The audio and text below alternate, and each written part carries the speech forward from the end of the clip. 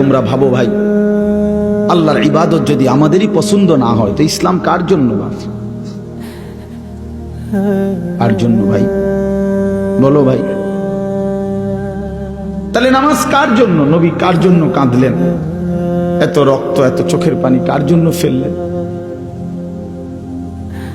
আমাদের কাছেই আমাদের নবী পছন্দ হয় না, আমাদের ধর্মই আমাদের কাছে ভাল লাগে না।